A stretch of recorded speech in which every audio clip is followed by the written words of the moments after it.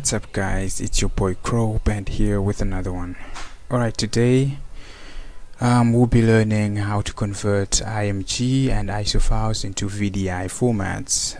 If you're like me and love to test operating system in a VirtualBox, then you might find this tutorial useful.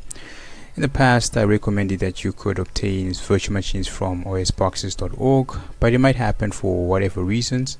You want to create a virtual machine from an existing ISO image that you might have acquired from whichever source. Frankly, the process is quite simple and it goes as follows. First, let's go over what is required prior to the initiation of this process. Now, first we'll need an ISO image, can be an ISO or an img. Second, we'll need a Oracle VirtualBox installed, so I have mine right here.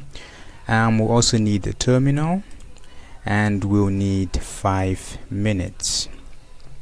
Now, firstly, we need to cd into the directory where the image is located using the terminal. Now, assuming you have put in your terminal, you have to cd into where your image that you want to convert is located. So in my case, I'll cd into Fedora. That's where my image is.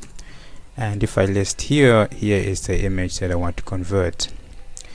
Now, for conversion from an img image, you would say VBox. Remember, case sensitive, so it's VBoxManage, and we'll say convertdd.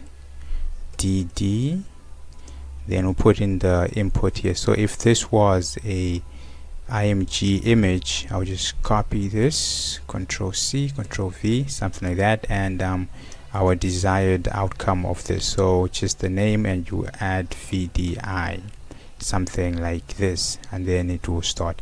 But then since I'm converting an ISO image, I'll have to say convert raw. So it's convert from raw. So the only difference here is convertdd, and the other one is for convert from raw. So this is for the ISO image. So this is basically it. And after that, you can just hit enter, and it should only take less than a minute, depending on your hardware. So let us get that started.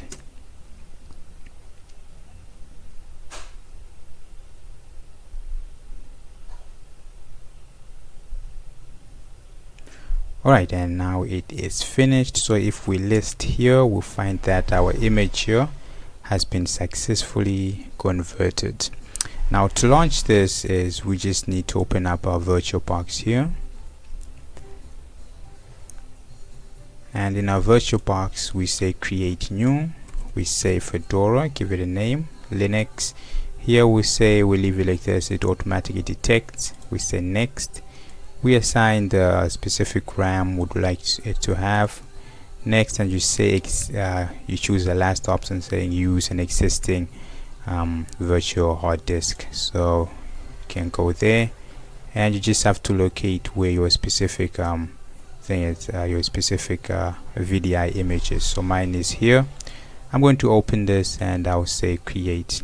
If you want to be fancy, you can again add additional maybe processors to it, so that you want it to run a bit more faster and so forth, so on. So we can do something like that, and then that's pretty much it. And after that, you can boot up your virtual machine that you have created, even in full screen. And you can see here you have your virtual disk ready for the VirtualBox.